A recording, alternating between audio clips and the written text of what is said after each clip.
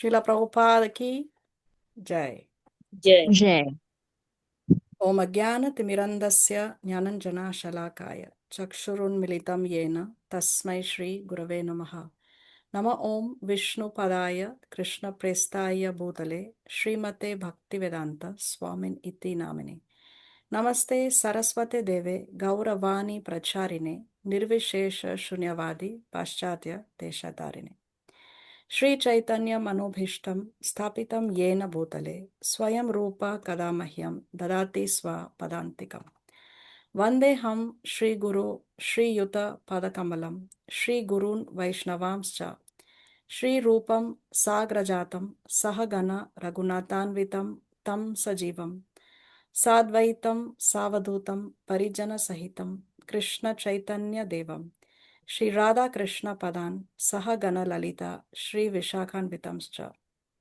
He Krishna Karuna Sindhu Dina Bandhu Jagatpate Gopesha Gopika Kanta Radha Kanta Namostute Tapta Kanchana Gaurangi Radhe Vrindavaneshwari Vrishabhanu Sute Devi Pranamami Hari Priye Vancha Kalpa Taruvyascha Kripa Sindhuvya Evacha Patitanam Pavanebhyo Vaishnavebhyo Namo Namaha.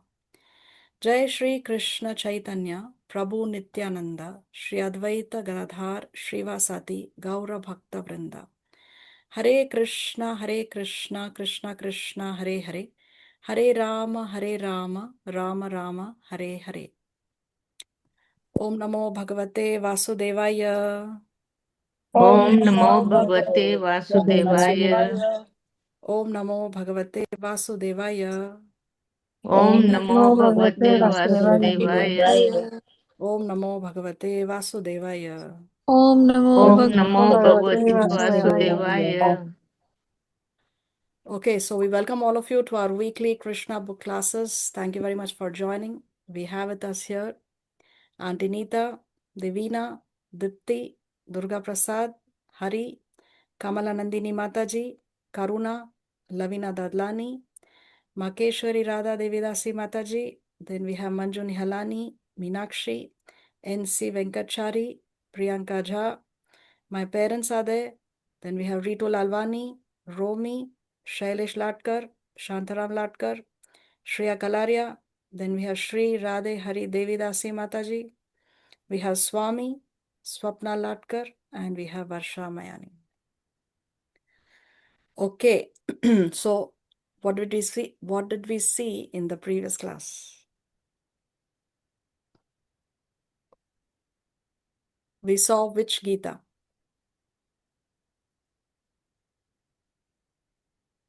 Gopi Gita.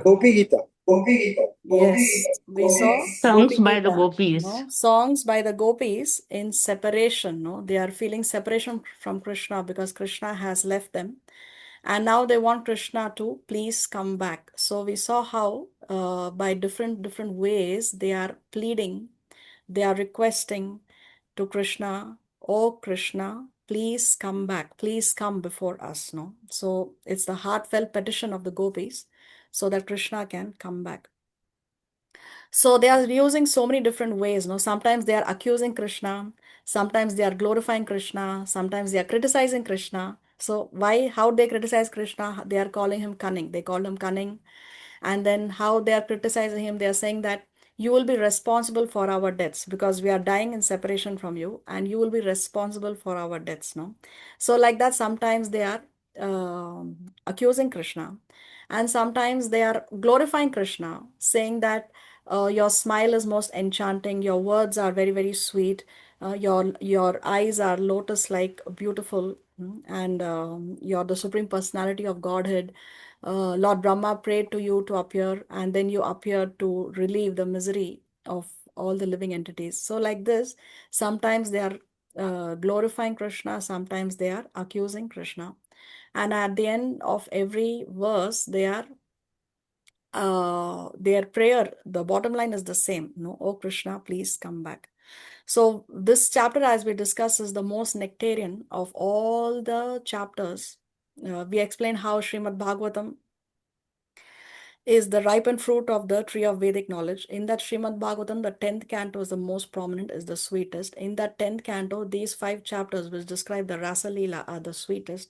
And in these 5 chapters of Rasa Leela, this particular Gopi Gita is the sweetest chapter.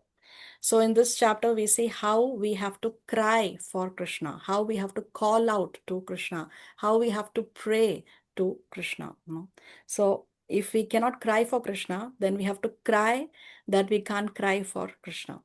If we can't cry that we can't cry for Krishna, then we have to cry that we can't cry that we can't cry for Krishna. So this is a very, very important lesson that we learn from this particular Gopi Gita. Okay, so as we discussed in the previous class, as I said, we will be having the class today by His Grace Prabhu Nirantara Dasa. He is a direct disciple of Srila Prabhupada, and he's been mentoring and guiding, and he's been the Shiksha Guru of many, many disciples, many, many people he has trained over the past many years.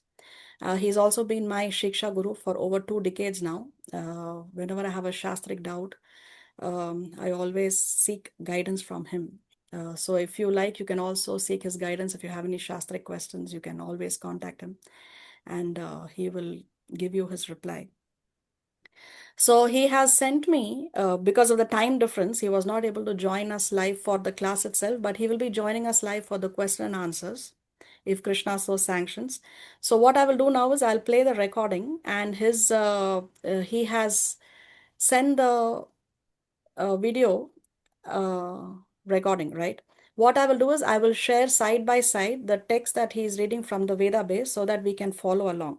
If you have any questions or doubts, you keep it for the end of the class, right? It's not going to be how we've been usually doing it here. You have a question, you raise your hand and you ask the question. No, now you will have to reserve your questions for the end of the class. Okay, so I want to share my screen. 1 second.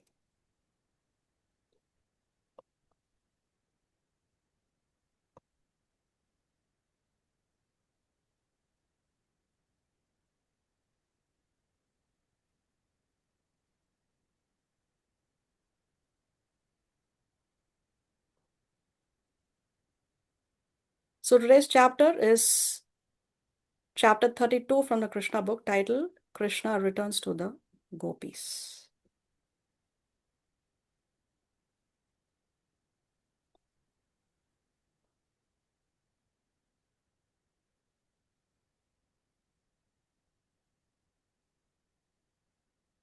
You can all see the screen, right?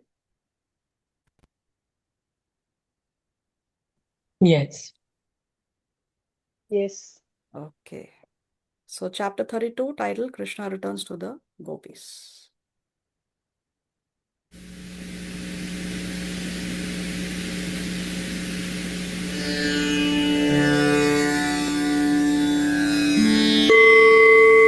Krishna The Supreme Personality of Godhead, Chapter 32. Krishna returns to the Gopis.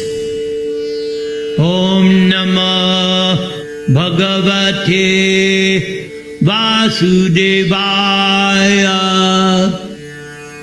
When Lord Krishna finally reappeared among the assembled Gopis, Krishna looked very beautiful, just befitting a person with all kinds of opulences. In the Brahma Samhita it is stated, Ananda Chinmaya Rasa Pratibhavatabihi. Krishna alone is not particularly beautiful, but when his energy, especially his pleasure energy, represented by Srimati Radharani, expands, then Krishna looks very magnificent. The Mayavada conception of perfection, an absolute truth without potency, is due to insufficient knowledge. Actually, outside the exhibition of his different potencies, the absolute truth is not complete. Ananda Chinmaya Rasa means that Krishna's body is a transcendental form of eternal bliss and knowledge.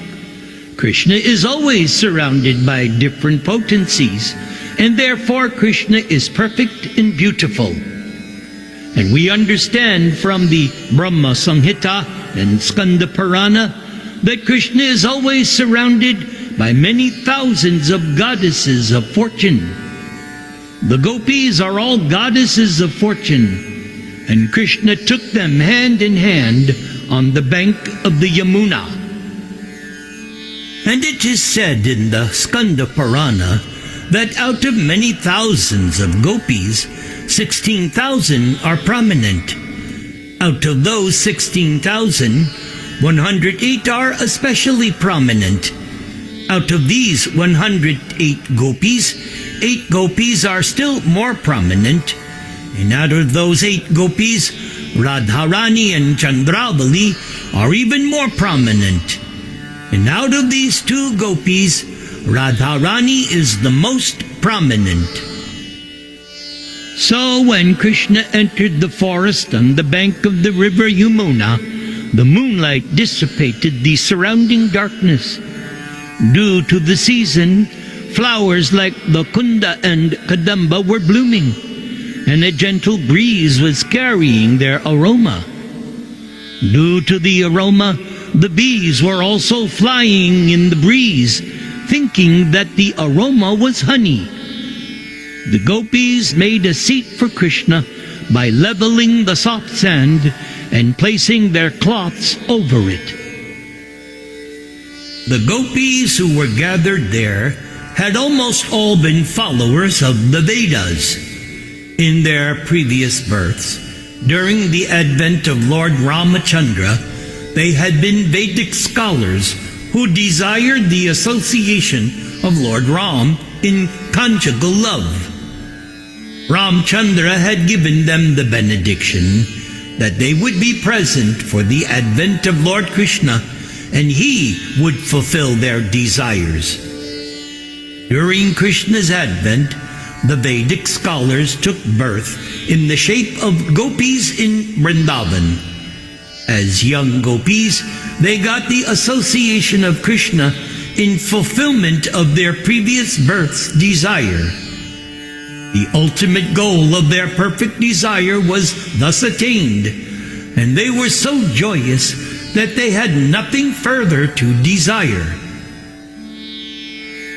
This is confirmed in the 6th chapter of Bhagavad Gita, Yang Labdva Chaparang Labham Manyate Nadhikam Tataha. If one attains the Supreme Personality Godhead, then one has no desire for anything. When the Gopis had Krishna within their company, not only all their grief, but their lamenting in the absence of Krishna was also relieved. They felt they had no desire to be fulfilled. Fully satisfied in the company of Krishna, they spread their cloths on the ground.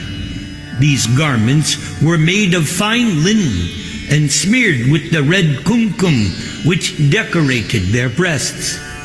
With great care, they spread a sitting place for Kṛṣṇa. Kṛṣṇa was their life and soul, and so they created a very comfortable seat for Kṛṣṇa. Sitting on the seat amongst the gopis, Kṛṣṇa became more beautiful. Great yogis like Lord Shiva, Lord Brahma, or even Lord Sheshanaga and others always tried to fix their attention upon Kṛṣṇa within their hearts. But here, the gopis were actually seeing Kṛṣṇa seated before them on their cloths. In the society of the gopis, Kṛṣṇa looked very beautiful. They were the most beautiful damsels within the three worlds, and they assembled together around Kṛṣṇa. Kṛṣṇa seated himself beside each of the many gopis, and so it may be asked herein how Kṛṣṇa did this. And there is a significant word in this verse, Ishvara. As it is stated in Bhagavad Gita, Ishvara Sarva Bhutanam. Ishvara refers to the Supreme Lord God as Supersoul, seated in everyone's heart. So Kṛṣṇa also manifested this potency of expansion as Paramatma in this gathering with the gopis. Kṛṣṇa was sitting by the side of each gopi, unseen by the others. Kṛṣṇa was so kind to the gopis that instead of sitting within their hearts to be appreciated in yogic meditation, Kṛṣṇa seated himself by their sides. By seating himself outside, Kṛṣṇa showed special favor to the gopis, who were the selected beauties of all creation. Having gotten their most beloved Lord, the gopis began to please Kṛṣṇa by moving their eyebrows and smiling, and also by suppressing their anger. Some of them took Kṛṣṇa's lotus feet in their laps and massaged those lotus feet.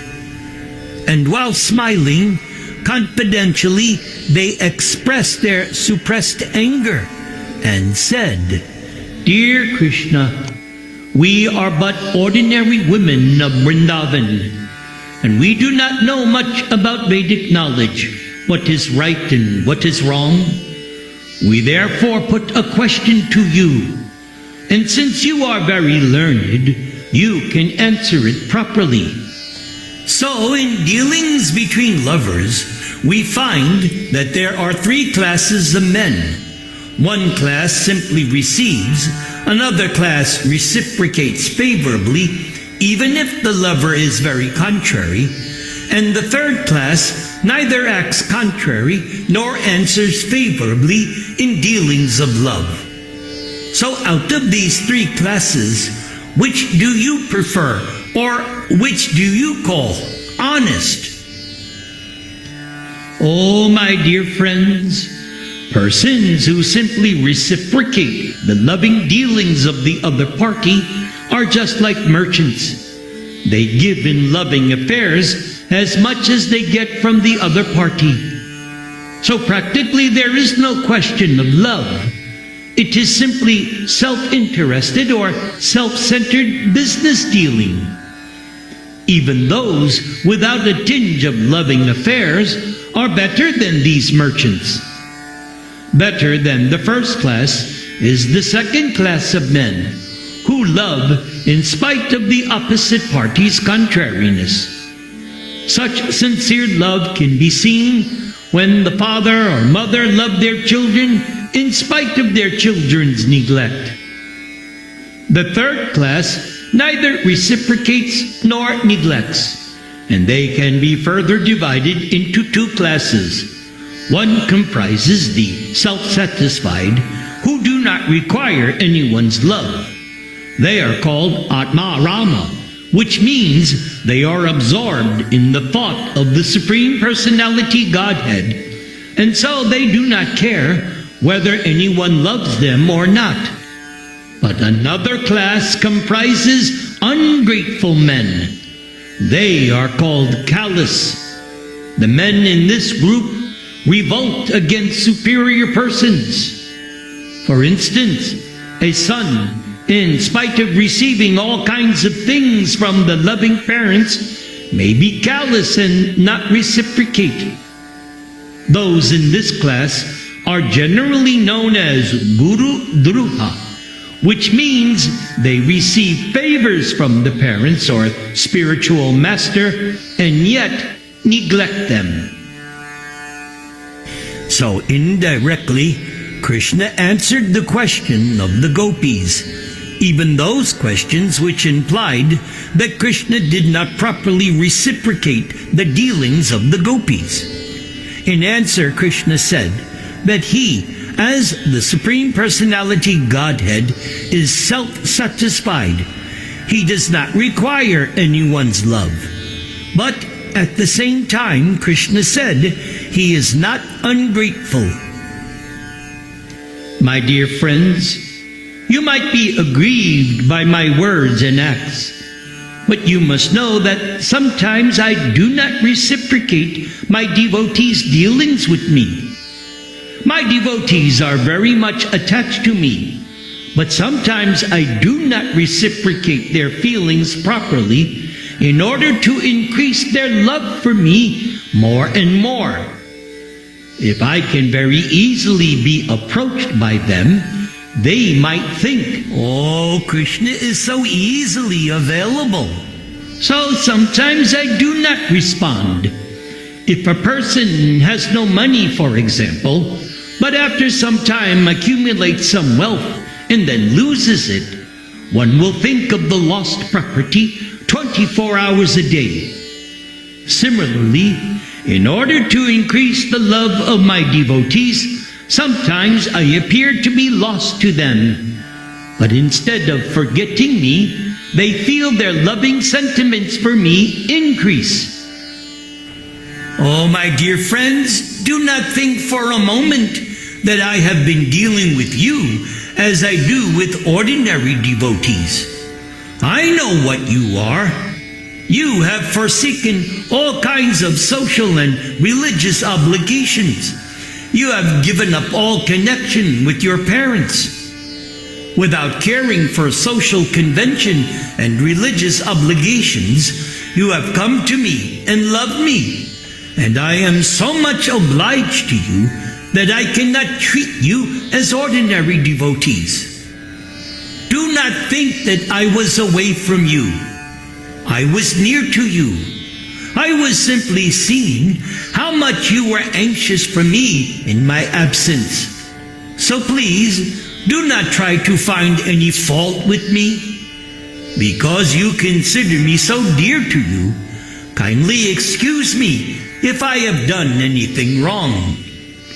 Oh, I cannot repay your continuous love for me, even throughout the lifetimes of the demigods and the heavenly planets.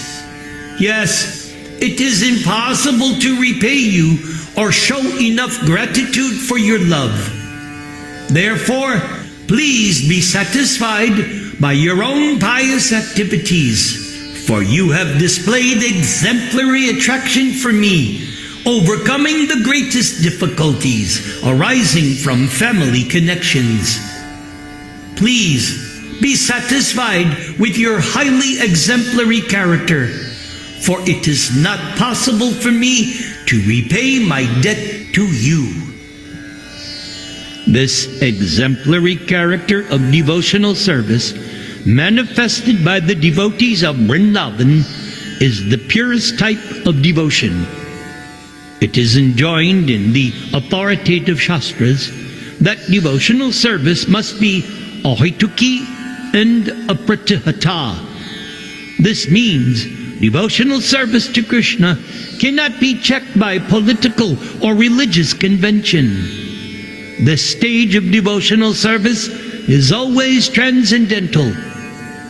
The Gopis particularly showed pure devotional service towards Krishna, so much so that Krishna himself remained indebted to them. Lord Chaitanya thus said that the devotional service manifest by the Gopis in Vrindavan excelled all other methods of approaching the Supreme Personality Godhead.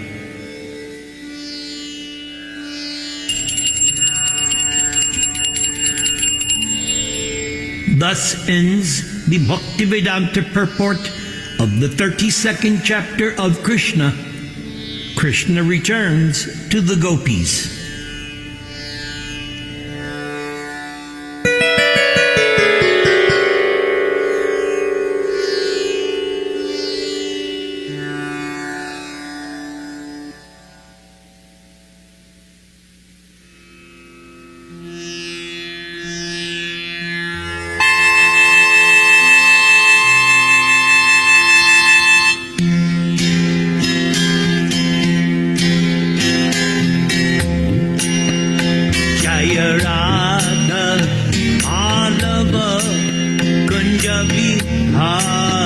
Jaya Radha Madhava Kunjabhari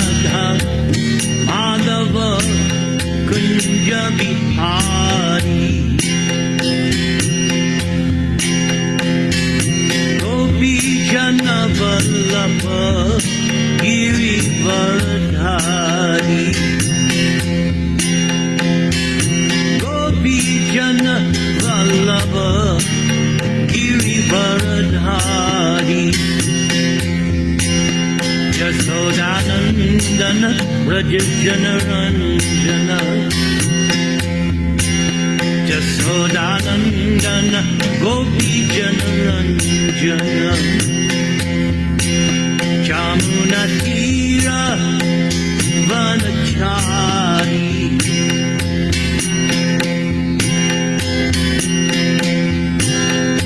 Jamuna Tira Vanachari Jaya Radha Madhava Kunjabhari Gopi Jana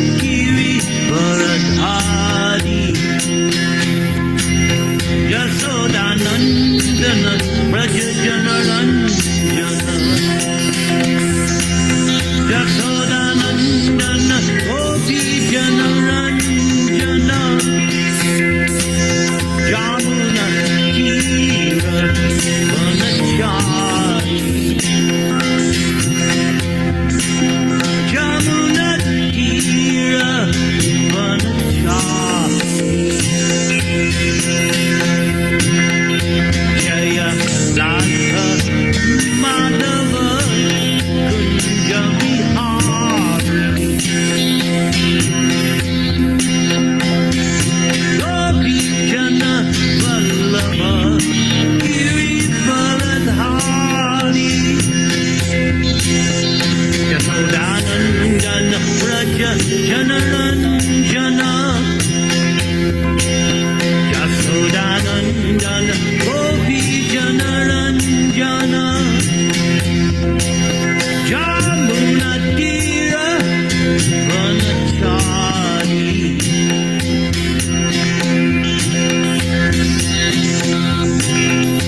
Hare Krishna Hare Krishna Krishna Krishna Hare Hare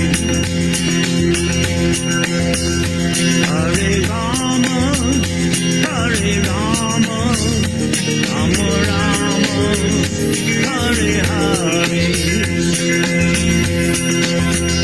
Hare Krishna Hare Krishna Krishna Krishna Hare Hare Hare Rama Hare Rama Rama Rama Hare Hare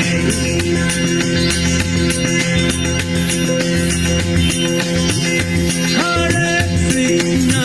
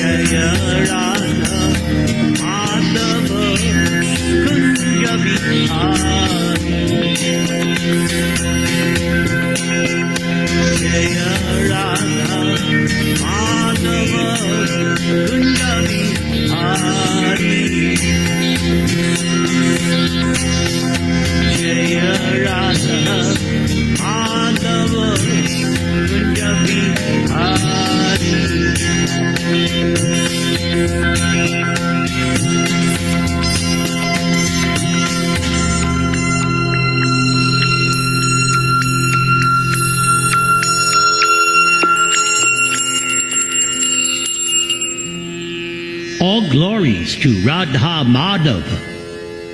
Krishna is the Lord of sweetness and husband of the original goddess of fortune, Srimati Radharani. Sri Govinda enjoys loving pastimes in the groves of Vrindavan. Krishna is famous as Gopi Jana Vallabha, the lover of the Gopi, cowherder maidens of Brajabhumi. Krishna is also known as Giri Varadhari, the lifter and holder of the great hill Govardhan. Krishna is known also as Yashodanandana, the beloved son of Yashoda Mata. Thus, Govindaji delights the inhabitants of Vrindavan, and you can find Krishna wandering somewhere along the banks of the river Yamuna.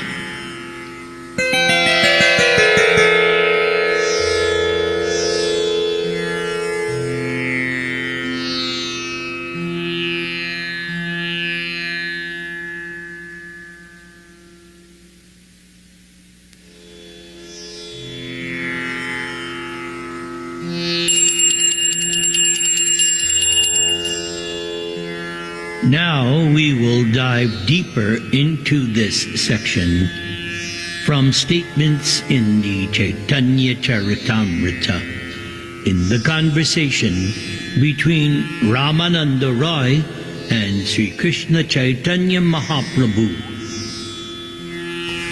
Tasam avirabhuch chauri smayamana mukam bhuja pitambara dhara shragvi Sakshan manmata.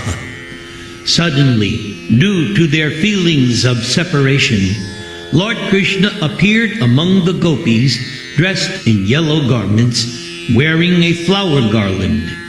His lotus face was smiling, and he was directly attracting the mind of Cupid. This verse is from the 10th canto of Srimad Bhagavatam, in the chapter where Krishna returns to the gopis. When the rasa dance was going on, Krishna suddenly disappeared, and the gopis became so overwhelmed due to Krishna's separation and their intense love for him that Krishna was obliged to appear again before them. There are various means and processes by which one may attain the favor of Lord Krishna. All those transcendental processes will be studied from the viewpoint of comparative importance. It is true that whatever relationship a particular devotee has with Lord Krishna is best for that devotee. Still, when we study all the different methods from a neutral position, we can understand that there are higher and lower degrees of such love. Yathottaram asa swada vishesholasa mai api ratir vasanaya swadvi basate kapi kasyachit. Increasing love is experienced in various tastes, one above another. But that love, which has the highest taste in gradual succession of desires, manifests itself in the form of conjugal love. There is a gradual order of improvement in transcendental mellows from the initial ones to the later ones. In each subsequent mellow, the qualities of the previous mellows are manifest, counting from 2, then 3, and up to the point of 5 complete qualities. And as the qualities increase, so also the taste increases in each and every mellow. Therefore, the qualities found in Shantaras, Dasyaras, Sakyaras, and Vatsalyaras are all manifested in Madhurya Ras, conjugal love of Godhead. It is comparable to the qualities found in the material elements, sky, air, fire, water, and earth, which increase one after another by a gradual process of 1, 2, 3, 4, and at the last stage, in the element earth, all 5 qualities are completely visible. So, complete attainment of the lotus feet of Lord Krishna is made possible by love of Godhead, specifically Madhurya Rasa, conjugal love. Lord Krishna is indeed captivated by this standard of love, which is stated in Srimad Bhagavatam. Mai bhaktir hi bhutanam amritatvaya kalpate dishya yad asin mat sneho bhavati nam mad apanaha.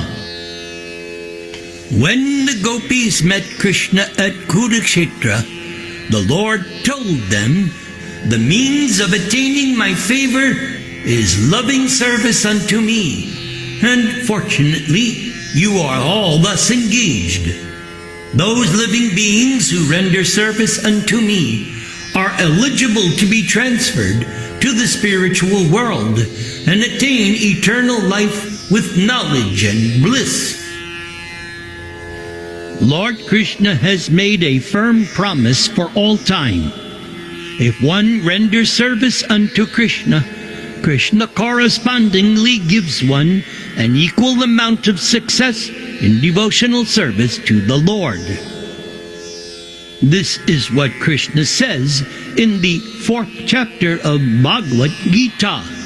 Ye yatha mang prapadyante tangs tathaiva bhajami aham mama vartmanu vartante manushya partha sarvashaha.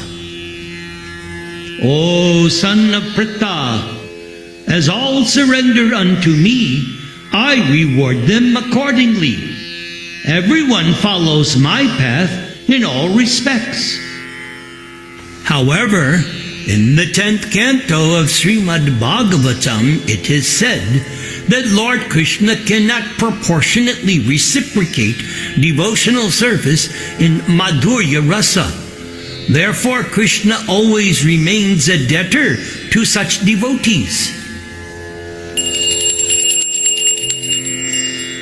Naparayeham niravadya sangyujam swa sadhu krityam vibudayu chapi va ya ma bhajan durjaya geha shrinkala samvrishyatad va pratiyatu sadhuna. When the Gopis were overwhelmed with dissatisfaction due to Lord Krishna's absence from the Rasa Leela, Krishna returned to them and said, "O my dear Gopis, our meeting is certainly free of all material contamination, and I must admit that in many lives it would be impossible for me to repay my debt to you, because you have cut off the bondage of family life just to search for me. Consequently, I am unable to repay you. Therefore, please be satisfied with your own honest activities in this regard." Although Krishna's unparalleled beauty is the topmost sweetness of love of God, Krishna's sweetness increases unlimitedly when Krishna is in the company of the Gopis. Consequently, Krishna's exchange of love with the Gopis is the topmost perfection of love of Godhead. Krishna and his devotees become perfectly intimate in conjugal love of God. In other mellows, the Lord and the devotees do not enjoy transcendental bliss as perfectly, which is pointed out in the 10th canto of Srimad Bhagavatam. Tatra ati sushushube tabi Bhagavan Devaki Sutta madhye maninam haimanam maha marakata yatha Shukadeva Goswami informed Maharaj Parikshit that although the son of Devaki, the Supreme Personality Godhead, is the reservoir of all kinds of beauty, when Krishna is among the gopis, nonetheless, Krishna becomes more beautiful, for Krishna resembles a Marakata jewel surrounded by gold and other jewels. So, after hearing all of this from Ramananda Roy, Lord Chaitanya Mahaprabhu then said, "Oh, certainly this is the limit of perfection. But now, please be merciful to me and speak more if there is more." "Oh, my dear Lord Chaitanya, until this day, I did not know anyone within this material world who could inquire beyond this perfectional stage of devotional service." Among the loving affairs of the gopis, Radharani's love for Sri Krishna is topmost. Indeed, the glories of Srimati Radharani are highly esteemed in all revealed scriptures. Yatha Radha Priya Vishnos Tasya Kundam Priyam Tata Sarva Gopishu Saivaika Vishnur Atyanta Vallabha. According to the Padma Purana, just as Srimati Radharani is most dear to Sri Krishna, her bathing place, Radha Kund, is also dear to Krishna. For among all the gopis, Radharani is supermost and very dear to Lord Krishna.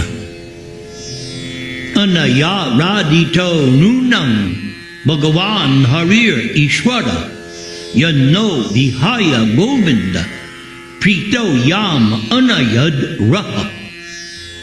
The name Radha is derived from this verse. During the night of the Rasa dance, when Krishna left the gopis, they began to talk among themselves. "Oh, dear friends, that gopi who has been taken away by Krishna to a secluded place must have worshipped Krishna more than any one of us." Lord Chaitanya then said to Ramananda Roy, "Oh, please speak on. I am very happy to hear you, because a river of unprecedented nectar is flowing from your mouth." "Oh, my dear Lord, during the Rasa dance, Sri Krishna did not exchange loving affairs with Radharani due to the presence of the other gopis. Because of the dependence of the others, the intensity of love between Radha and Krishna was not manifest. Therefore, he stole her away." So, just consider, if Lord Krishna rejected the company of the other gopis for Srimati Radharani, we can understand that Lord Sri Krishna has intense affection for Radharani. Now, my dear Lord, please therefore hear from me about the glories of Radharani's loving affairs, for they are beyond compare within these three worlds. Finding herself treated equally with all the other gopis, Radharani displayed tricky behavior and left the circle of the Rasa dance. Missing Radharani's presence, Krishna became very unhappy and began to lament and wandered throughout the forest to search her out. Kṛṣṇa ari api sangsara vasana baddha shrinkalam radham adhaya hridaye tatyaja vraja sundari. Lord Krishna, the enemy of Kṛṣṇa, took Srimati Radharani within his heart, for he desired to dance with her. Thus, Krishna left the arena of the Rasa dance and left the company of all the other beautiful damsels of Braja. Being afflicted by the arrow of Cupid, and unhappily regretting his mistreating Radharani, Madhava, Lord Krishna, began to search for Radha along the banks of the Yamuna river. And when Krishna failed to find Radhika, he entered the bushes of Vrindavan and began to lament. Now, simply by considering these two verses, one can understand what nectar there is in such transcendental dealings. Why, it is exactly like freeing a mine of nectar. For although Krishna was in the midst of hundreds of thousands of gopis during the rasa dance, Krishna still kept himself in one of his transcendental forms by the side of Srimati Radhika. Lord Krishna is indeed equal to everyone in his general dealings, but due to the conflicting ecstatic love of Radha, there were opposing elements. It is said that the progress of loving affairs between a young boy and a young girl is like the movement of a snake. So on account of this, two types of anger arise, namely anger with cause and anger without cause. During the rasa dance, one form of Krishna was between every two gopis, but by the side of Srimati Radharani, there was only one Krishna. And although this was the case, Radha still manifested disagreement with Krishna. Thus, when Radharani left the rasa dance out of anger and resentment, Lord Sri Krishna became very anxious because he could not see her. Lord Krishna's desire in the Rasa Leela circle is perfectly complete, but Srimati Radha Thakurani is the binding link in that desire. Indeed, the rasa dance does not shine in the heart of Krishna without Srimati Radharani. Therefore, Krishna also gave up the circle of the rasa dance and went out to search for Radha. And when Krishna went out to search for Radharani, he wandered here and there, and not finding Radha, Krishna became afflicted by the arrow of Cupid and began to lament. Since Krishna's loving desires were not satisfied, even in the midst of hundreds and thousands of gopis, and Krishna was thus searching after Radharani, we can easily imagine how transcendentally qualified is Srimati Radha Thakurani. After hearing all of this, Lord Chaitanya Mahaprabhu then said to Ramananda Rai, "That for which I have come to your residence has now become an object of truth in my knowledge.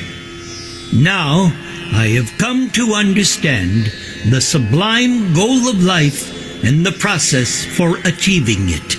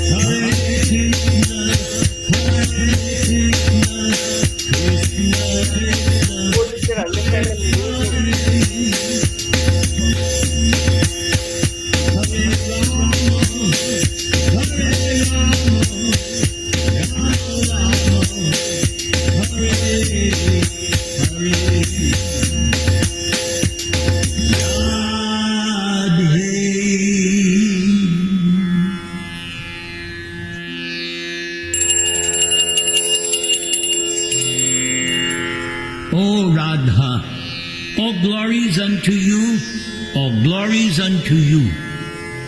O beloved of Madhava, you are glorified by all the young girls of Gokula. O Radha, you dress yourself in such a way just to increase Damodar's love and attachment for you.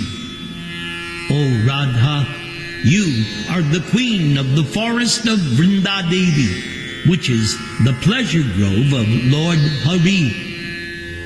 O Radhika, you are the new moon goddess, arisen from the ocean of King Vrishabhanu. O Radha, O friend of Lalita, you give confidential pleasure to Vishaka due to your wonderful qualities.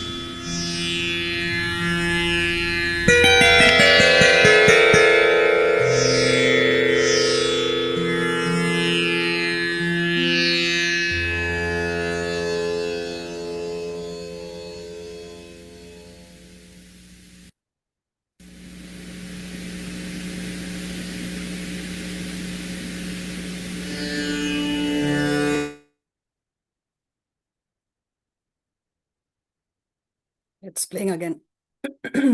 So what do you think about the chapter? Krishna finally returns to the Gopis. Okay.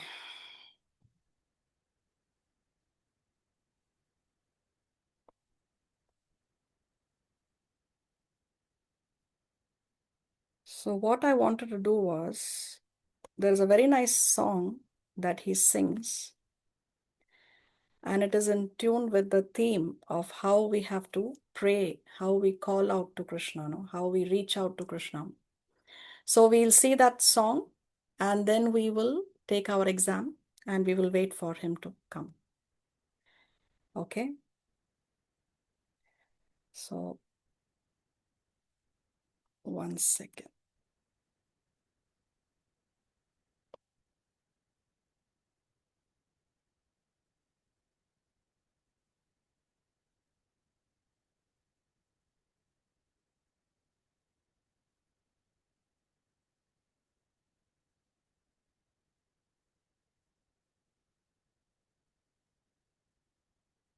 And Radha and Krishna.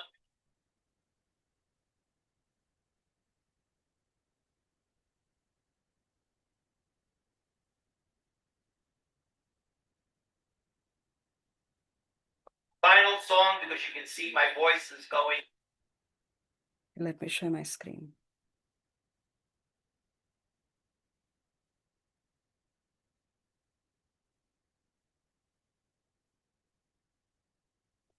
So this was actually a program that he did in Santiago over a decade ago. And he had sung several of his songs, and then he would explain the songs. And this was his last song that he sang that evening. So we'll hear the last song only. And final song. What's going on? What's the secret? We got something for you after. Sakshi left us something. Yes. Freely. Again? I just got something last night. All right, so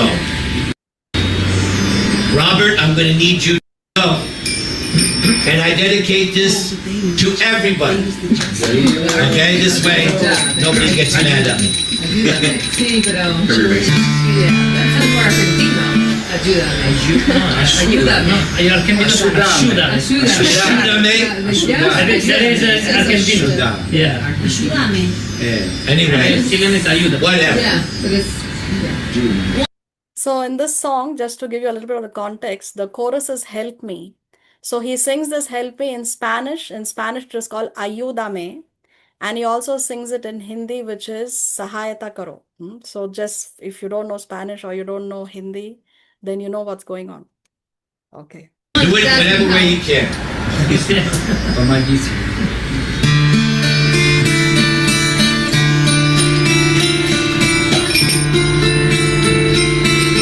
Well, since I've been in Maya, my heart is never satisfied. She promises the world, but all I ever do is cry. So Krishna, I am on my knees, and I'm begging with you if you please. You've got to help me, Krishna. Help me get her out of my heart. You've got to help me, Krishna. Help me get her out of my heart. Are you ready? Are you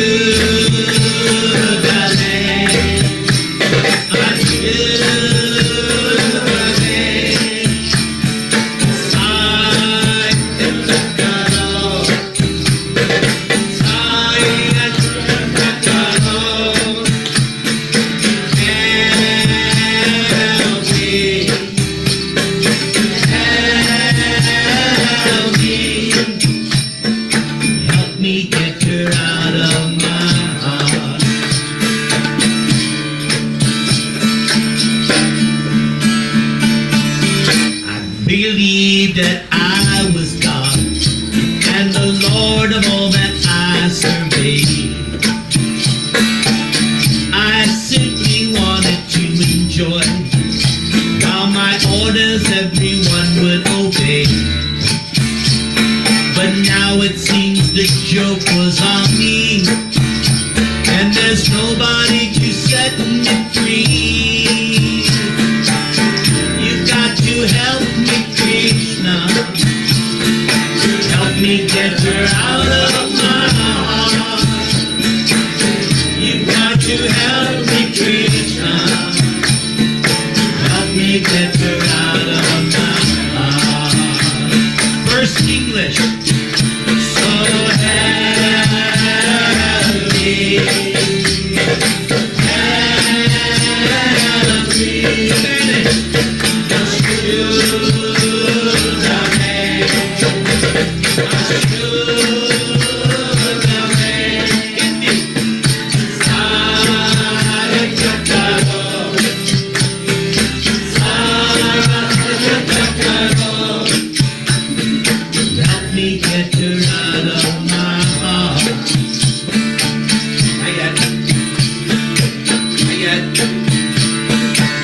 She's only trying to tempt me to forget that you're inside my heart. She says she'll give me everything, but I know it's only pain she'll bring.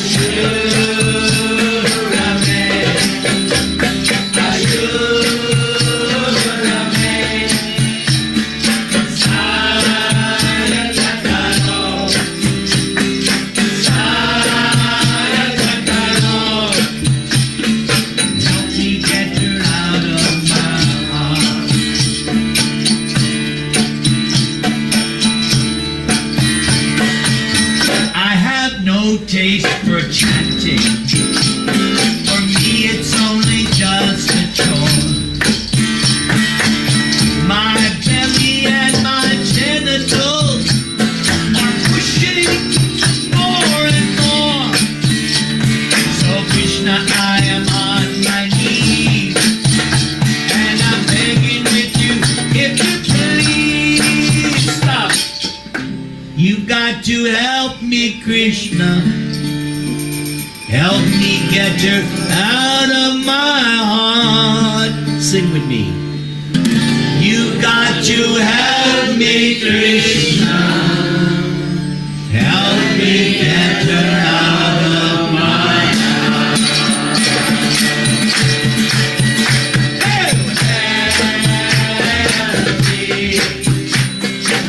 Help me.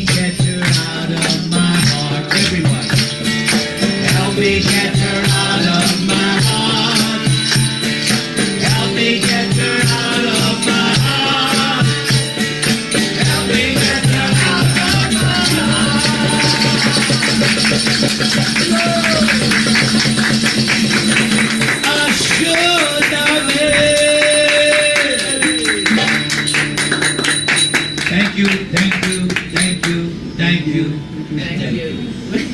That's it. The voice is gone. I gave you all I got. There's no more left. Now I gotta save it for tomorrow. Got a whole week. I didn't know. Yeah, I got a whole week of singing, right? Good.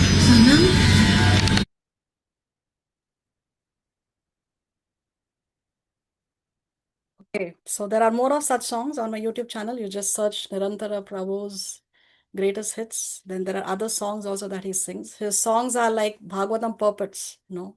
In his songs, there's a lot of explanation about Krishna consciousness. If you like, you can watch them. Okay, are we ready for the exam? Hare Krishna Mataji. Hare Krishna, Shivani. Thank you very much. Very nice class recording. I missed the beginning and some middle because my audio was totally gone. Okay. So in the beginning, when there was a recording going on about the gopis and the like how many gopis and so forth, it was like from increase to decreasing, right? Those numbers, can you share that? No, whatever questions you have, I'm not taking any questions. The questions you have to reserve for Prabhu Nirantara because he has taken this class, right? So you reserve your questions, you can ask him when he comes. How about that? Okay. So anyway, the exam today is only based on Krishna book. It is not based on the reading that he did from the Chaitanya Charitamrita. So don't worry about that. The exams, the questions today are based only on Krishna book, today's chapter. So that should not, the Chaitanya Charitamrita should not be a concern for you for this exam. Okay? No, I was not asking about Chaitanya Chamrita, but in the beginning, the recording that we heard is going to be based on that, right? It's based on Krishna book. It's based on Krishna book. So if you have your Krishna book in hand, in that chapter, you can answer the questions in the exam. Okay, thank you. Okay? Thanks. All right.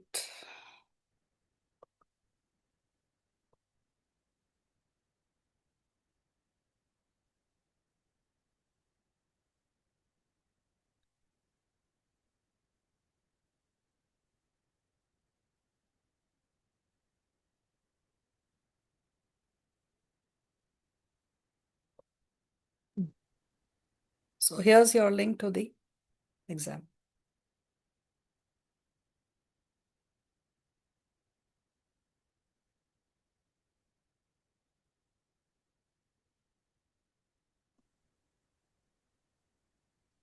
Hare Krishna, my dear Mataji, Sri Guru. I make this. Please accept my humble obeisances. All glories to Srila Prabhupada. All glories to your divine self. Thank you very much for joining us.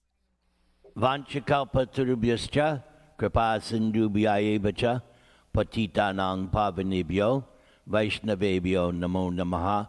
All glories to all these devotees who have come to hear Krishna Katha. Jai. Thank you so much. If you permit, can I read a short introduction about you, Gurudev? It's your program. I am your guest. Yateshasi Tata Kuru. Thank you. So I'll read a short biography so we can know him better. His Grace Prabhu Nirantara Dasa. He was born on the 20th of May 1950 and was raised a strict Roman Catholic. And he went to school for 13 years.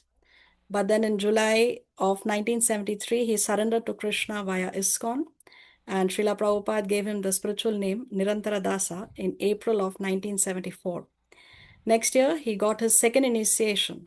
From 1973 until 1980, he served the mission as a brahmachari in the capacity of book distribution, either directly or as a backup helper. From 1980 until the present, he has tried to serve the will of Srila Prabhupada by preaching through lectures and music concerts.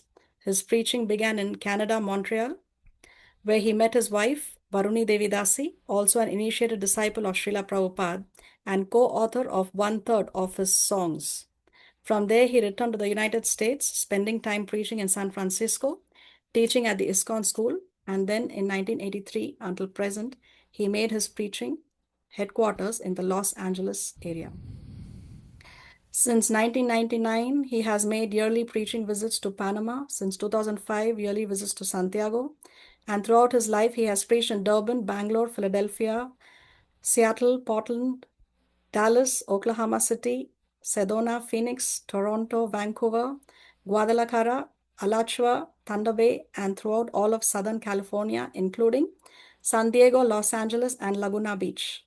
Primarily, his preaching is with the Indian community with his music concerts, while his music concerts widen his audience to include others. From 1995 until 2001, he was Vice President of ISKCON Los Angeles, and from 1995 until 2007, he was also the Live Membership Director.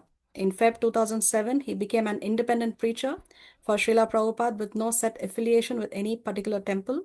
This has allowed him to do more extensive preaching worldwide. In 2005, he produced a Bhagavad Gita DVD, wherein the entire text is explained in simple and concise language for anyone to understand the deep mysteries of its science. In 2014, 2 more DVDs were also produced. In his spare time, he composes and records original recordings of Srila Prabhupada's teachings of what he calls Bhaktivedanta Yoga in Western musical format using guitar, keyboard, and bass. His only desire is to live to be 108, following the footsteps of Narada Muni, traveling all over the world, preaching and singing. In 2005, he was awarded the prestigious Global Excellence Awards, and in 2011, the Gadadhar Pandit Award for Congregational Preaching Services from ISKCON. Jai Prabhu Nirantara Dasa ki Jai. Hare Krishna. Hare Krishna. It's over to you, Gurudev. Please. I thought I was going to answer questions. Okay. So who wants to go in for the first question? You can raise your hand and ask your question. Yeah, Shreya. Hare Krishna, Prabhu. Hare Krishna. Krishna. So I'll start with the first question, which I was asking Mataji, like, who was Ramanand Rai? So, Ramananda Roy is considered one of the 3.5 most intimate associates of Lord Chaitanya. I believe there are 2 different angles of vision of who he is in the spiritual world. You will find some places where he is referred to as Arjuna, but in other places he is known as the Gopi Vishaka, who is the most intimate friend of Srimati Radharani. You heard the bhajan Radhe Jaya Jaya Madhava. So it was mentioned there how Vishaka is very, very closely intimate associate of Radharani. So in the instance of Ramananda Roy, he plays a significant role. So we see in Bhagavad Gita, Arjuna, he questions Krishna, and that's the whole basis of the Gita, Arjuna questioning and Krishna answering. So in Chaitanya Leela, this situation is reversed. If we take the angle of vision of Ramananda Roy being Arjuna, and of course, Lord Chaitanya is Krishna, but this time, in this pastime, Krishna, in the form of Lord Chaitanya, is questioning Ramananda Roy. And they're going higher and higher, deeper and deeper. And towards the end, Ramananda Roy is like, wait a second, nobody has ever questioned me beyond this point. And then Lord Chaitanya says, no, more, give me more, give me. So that is how we can see from one angle who is Ramananda Roy and Lord Chaitanya. Thank you, Prabhu. So in context of that, like, where does he wants to, like, what is Lord Krishna Chaitanya is going, because he's saying, tell me more, tell me more. So what he's exactly going towards? Lord Chaitanya, the whole conversation started when Lord Chaitanya said, what's the goal of life? Which is the fundamental question every human being should be asking. We know the Vedanta Sutra begins, Atato Brahma Jigyasa. Now is the time to find out what is the absolute truth. So Lord Chaitanya wants to know what is the actual goal of human life. So Ramananda Roy, being an excellent teacher, starts from, you could say, the lowest common denominator, and then by subsequent questions, it goes to a higher level, then a higher level, until it reaches a stage where Lord Chaitanya covers Ramananda Roy's mouth as a stop. Don't talk anymore. This is too much. Too much. So Lord Chaitanya is always trying to see things from the highest spiritual perspective. If we accept the concept that Lord Chaitanya is Krishna, understanding and experience what is his feature as Radharani, then Radharani, being the greatest devotee, servitor, lover of Krishna, then Lord Chaitanya wants to go as high as possible in order to relish this position of the greatest lover of Krishna in the form of Radharani. His purpose, where does knowledge end? Where does knowledge end? That's the definition of Vedanta, Vedanta. Where does knowledge end? So in the basic answer, according to Lord Chaitanya, it ends with, you are you are the eternal servant of God. And what is the goal of life? To develop not just love of God, ecstatic love of God. And this concept of love of God, actually there's no limitation. There's never going to be a point where you're going to think, that's it, I'm done, there's nothing. No. In this spiritual life, in this life of Krishna consciousness, there's always more, there's always newer, and you get more realizations and understandings, and then that opens up a whole nother realm. So it's never going to be, in material life, there is this law of satiation, where okay, that's it. I'll give a gross example. Say you like gulab jamans, right? So one gulab jamun, very nice. Let me have another. No, let me have another. But at a certain point, if you offer someone the gulab jamun, no more. Stop, it's too much. That's the material law of satiation. In spiritual life, love of Godhead, there is no satiation. You're just going to go, I think another way of saying it is, you can be happy, you can be happier, and you can be happiest. And then there's something beyond happiest. Another way, in mathematics, there's a certain kind of graph where the graph goes 2, 4, 8, 6. It's always doubling. And so at a certain point, it's as if it's going to the point of infinity. That's what we call ananda. That's what we call love of God. It's unlimited. There's no check. The only check is your capacity to want it. Can I tell a little story? So one time, Srila Prabhupada was giving a lecture, and he was explaining a concept known as laulyam, intense greed. So in the material world, we learn from Gita that greed is bad. Material greed is bad. Krishna says that it is one of the 3 gates leading to hell, Naraka. Lust, anger, and then greed. Krishna says, you go down these 3 doorways, you're going to suffer. You're not going to be happy. But then there is spiritual greed. That's different. Material greed is bad. But because the material world is a perverted reflection of the spiritual world, greed on the spiritual plane becomes the most desired thing. And what is that greed? So it's Sanskrit laulyam. Greed means I will pay any price.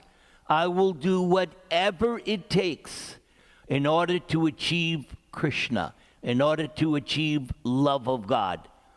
So in this whole series of chapters you have been studying, these 5 chapters concerning the Rasa Leela. So these 5 chapters that you're studying, 29, 30, 31, today was 32, and I guess next week you'll do 33. These 5 chapters are the special 5 chapters out of the whole Srimad Bhagavatam. In the entire 12 cantos, there are 335 chapters. And these 5 chapters that you are studying now, these are the most confidential, and they're separate, or you can say exclusively on the highest platform out of the entire Bhagavatam. So this whole section is teaching us the Gopīs. Yes, the Gopīs were prepared to do anything to achieve Krishna. You already read and heard the chapter how at the beginning Krishna left the rasa dance alone, left all the other Gopīs because Radharani wanted to be private with Krishna. But then Radharani, Krishna also disappeared from her, which led up to your chapter, I guess last week, where the Gopīs sat on the bank of the Yamuna and they were praying to Krishna to return.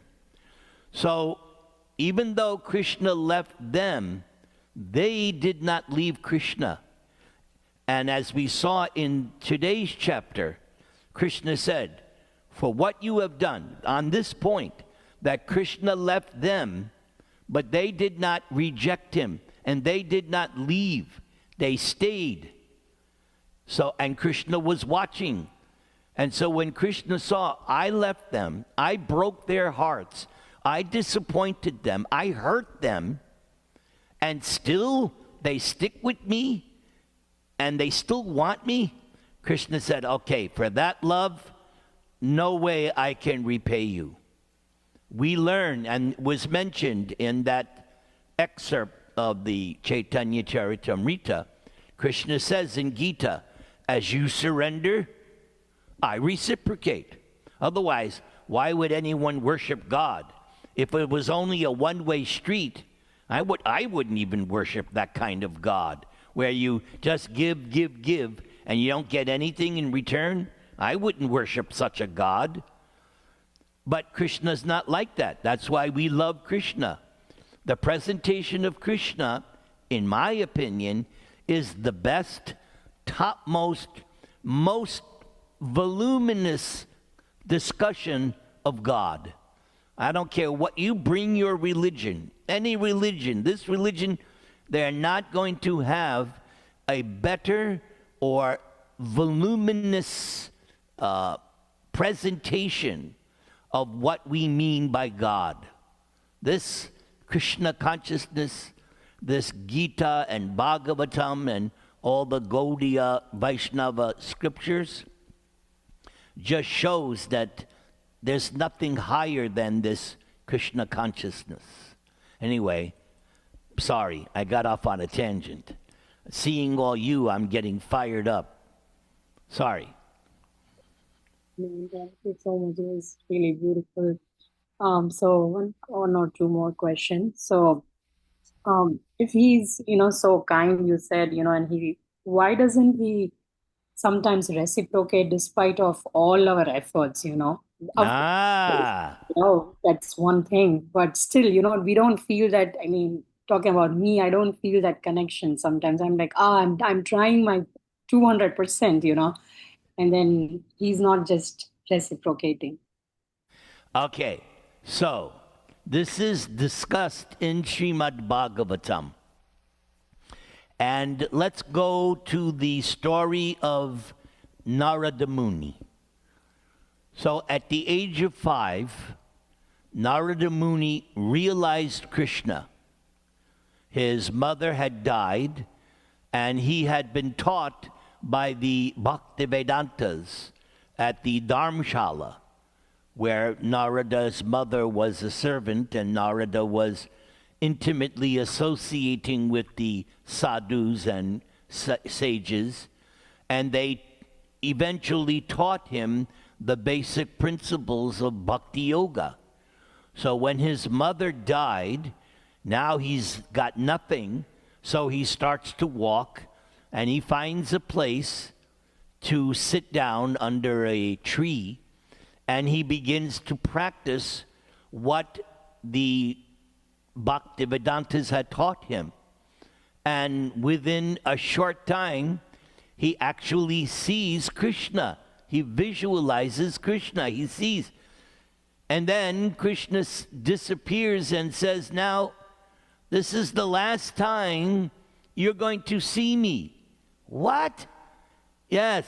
Krishna said, I've shown you now my person once, but in this lifetime, no more. Why?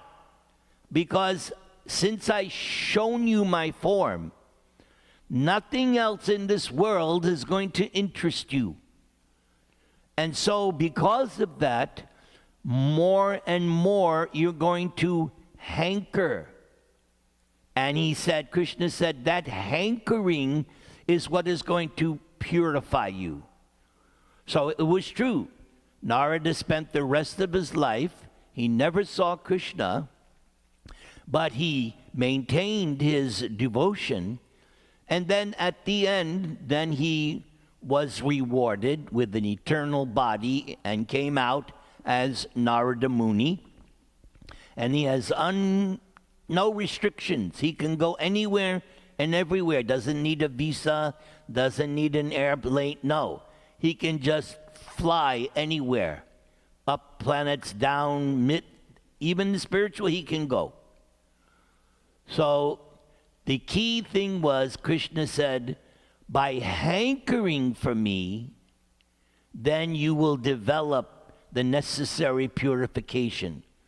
So when we pray to Krishna, and this, everybody goes through this, everybody, on every level, you feel like, wait, there's no response from Krishna.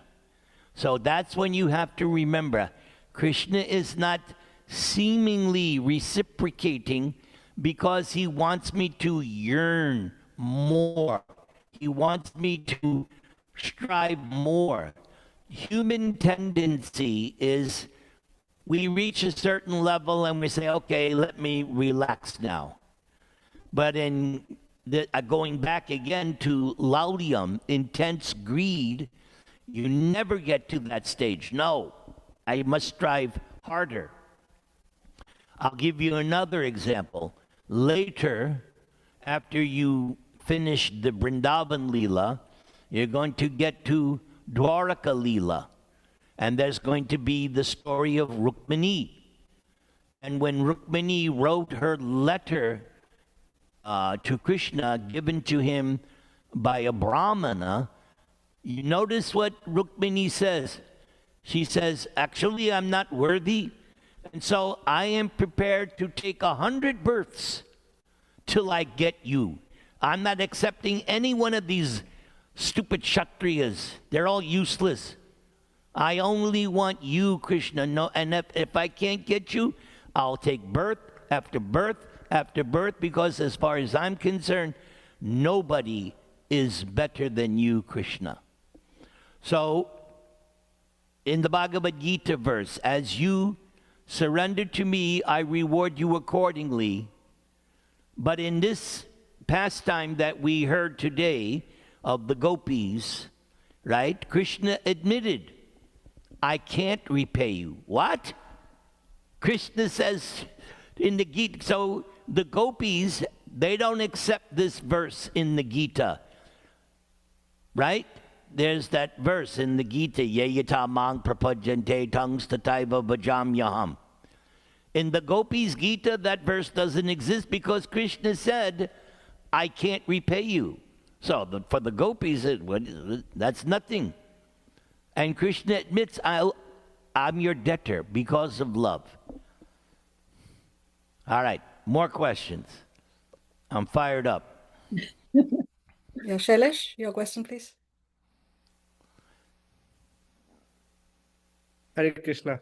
I just wanted to ask something. My understanding was that Krishna is complete in all aspects. But at the beginning of this chapter, it says that Krishna is not beautiful without his potency. So what does that mean? That is a very good question. Excellent. Yeah, you have a good class, Srinam Radha. This is high-level question. No, I also noticed that. That's good. Very good. Thank you. So there's in spiritual life, in transcendental subject matters, you have to be able to accommodate what is called achintya, inconceivable. Inconceivable means going by material judgment. Things on the spiritual platform seem what? What do you, for instance, you read the chapter of Krishna lifting Govardhan Hill, right? He was 7 years old. Now, for somebody who's not trained or educated in transcendental subject matter, they're going to think, oh, this is like a fantasy. This is like Disneyland. This isn't real. But in spiritual life, we take it as it is, fact, because it's coming from the Vedas. That is our understanding. Okay? So you have to be able to accommodate an elephant on a dish, right?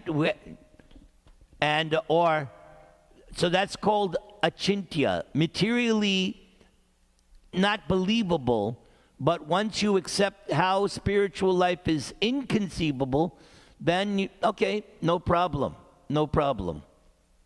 So, to answer your question directly, you will sometimes see this statement. It might have already been stated in one of the chapters, but it will be mentioned in this Krishna book, that Krishna is perfect in Dwaraka, more perfect in Mathura, and most perfect in Vrindavan. What? If something is perfect, how can something be more perfect? Because we're not dealing with the material energy. We're dealing with spiritual. So, when it says Krishna alone is not particularly beautiful, right? That was the exact phrase. So, yes, for most people, and I also said, whoa, that seems strange, but not if you understand this concept of perfect, more perfect, and most perfect. So Prabhupada is just using this as a way to explain how once Krishna is with Radharani and the Gopis, now we're really understanding who is Krishna. Especially from the perspective of somebody who has actually experienced Krishna on that level, the higher level, then yes, I'll give you another example. There is a story in the Chaitanya Charitamrita where Krishna was trying to hide from the Gopis. So he hid himself in a bush, and the Gopis went looking, and eventually they saw, oh, there is Krishna hiding in the bushes. And when they got there, what did Krishna do? He made himself look like Narayan with 4 arms. And immediately the whole mood changed. The Gopis, because with Krishna, the Gopis are, you could say, equals or more equal. It's more intimate. But as soon as they saw that it wasn't two-handed Krishna, but was 4-handed Narayan, immediately the mood changed. They paid their obeisances. And then immediately said, thank you, Lord Narayan. Can you tell us where is Krishna? So they were simply, they paid their respects, right? You go, all right? But immediately, now tell us where is Krishna. But then when Radharani arrived, Krishna could no longer pretend. And the 2 extra arms kept fading away until eventually they said, it's not Narayan, it's Krishna. So, Narayan, we offer love and respect and veneration and worship. But when you come to Krishna, now we're understanding God further, more intimately. How is that? Is that okay? That was great. Okay, good. One more question. Yes. Who's Chandravali? Who's Chandravali?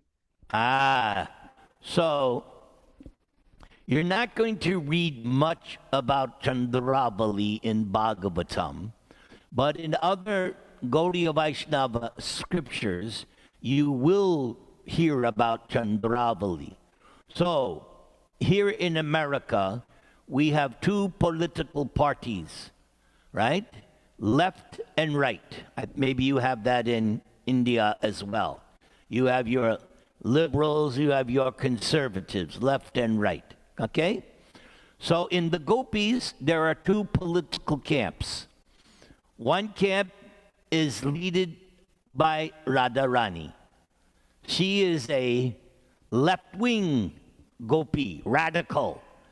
Okay? And then Chandravali is the leader of the conservative right-wing Gopis. So Chandravali is their leader.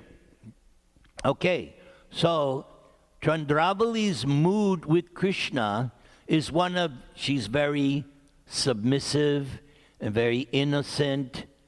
Her love for Krishna is unbounded, but her mood of relating to Krishna is like that.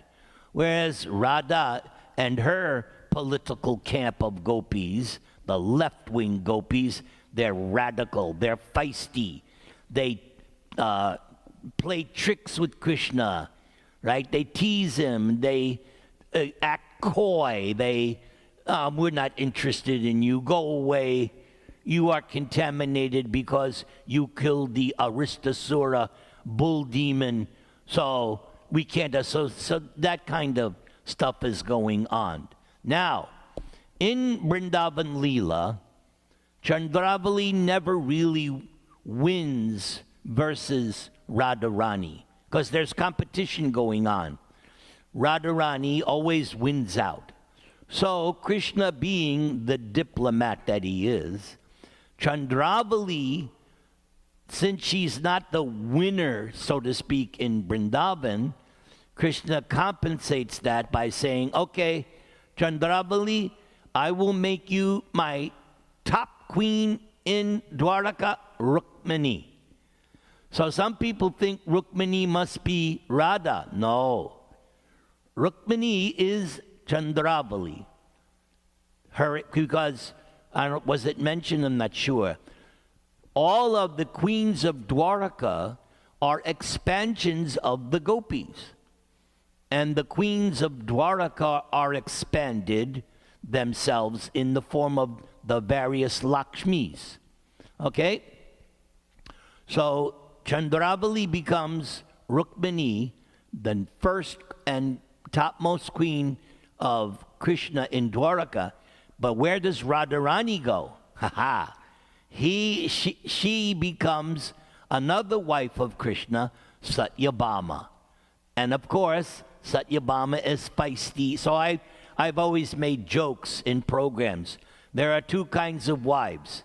Some of us have Rukmini wives, and some of us have Radharani wives or Satyabhama wives. Some wives, they're very, yes, Prabhuji, oh, thank you, Prabhuji.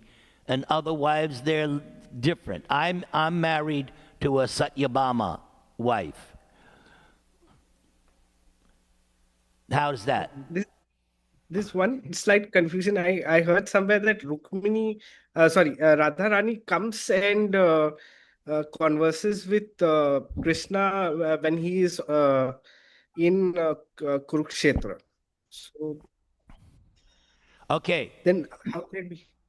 Okay, you're not talking about the Battle of Kurukshetra. Are you saying in the Mahabharata war? Yeah, yes. Okay, that I never read. I'm sorry. Okay. I never read that Radharani was there at Kurukshetra war. I would find that very difficult to substantiate. Okay. My understanding is that by the time of the Kurukshetra war, Radha and all the residents of Vrindavan had already gone back to Godhead. That's my understanding. But I don't have, memory of that's the best how I understand it. Okay, so yes, they did meet in Kurukshetra, but that was before the battle. There is a very powerful incident which is going to come at the end of Krishna book, where finally Krishna is reunited with the Gopis, and it's at Kurukshetra, but before the war. Okay? That's how I understand. Thank you. And I think that's what I was referring to. I just got confused with at the time of Mahabharata. Yeah. No, it's a common misunderstanding. It's common, but the only thing is, the more you read, the more you study, things are going to get clearer and clearer with the passing of time.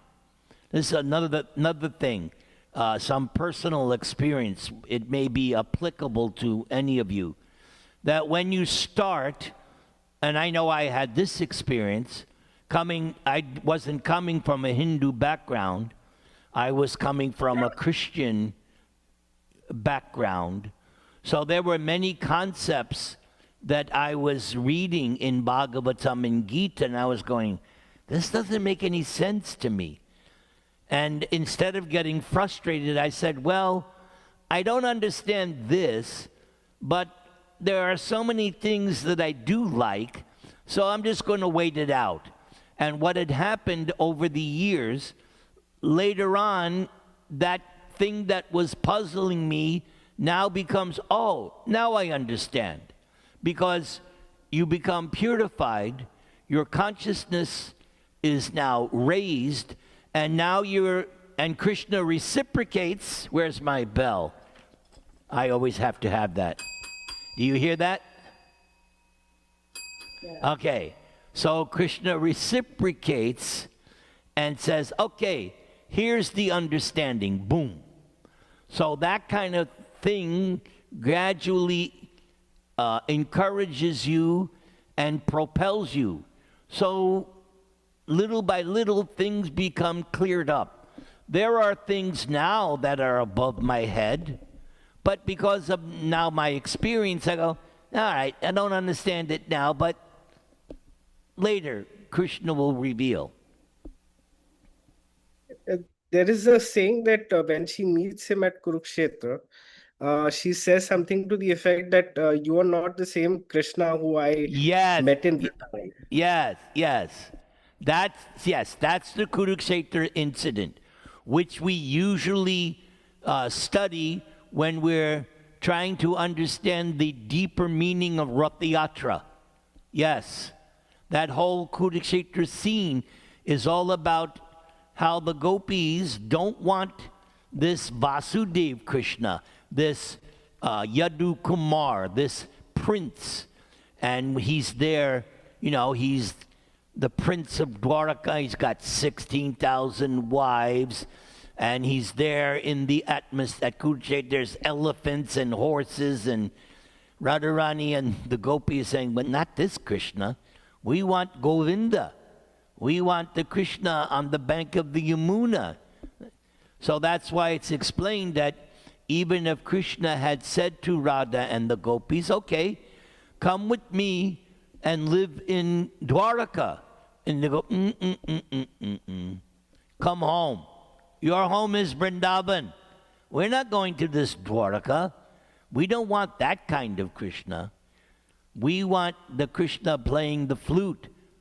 Krishna on the bank of the Yamuna. Simple dhoti. Not this prince. Yes, that happens. That chapter you're going to study later at the end.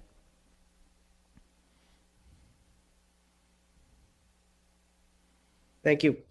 Hare Krishna. Priyanka, Hare your Krishna. question?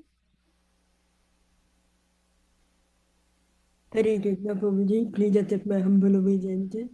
Today's class was very, very enlightening. Actually, when we were reading from Chaitanya Charitamrita, it actually looked that the conversation was happening in front of my eyes. So it was very, Jai. very...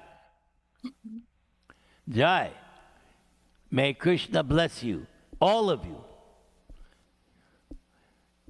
Prabhuji, I have several questions.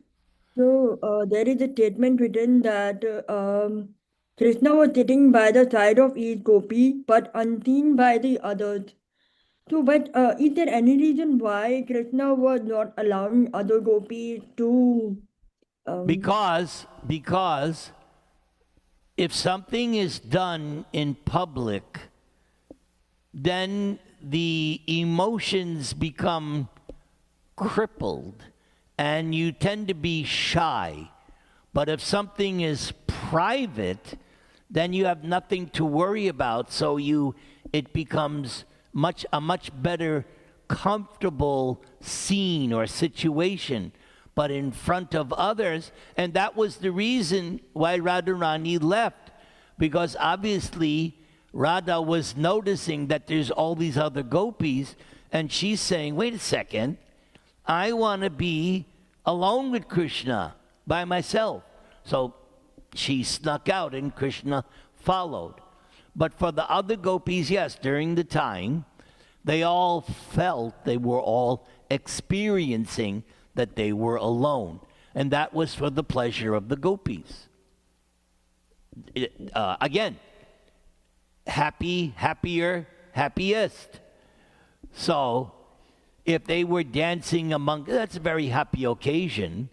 But if you're now feeling that now I'm alone with Krishna, I'm special. This is very nice.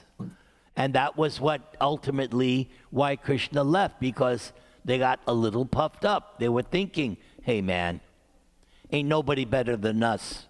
Life is good. We got Krishna. Krishna said, okay, boom.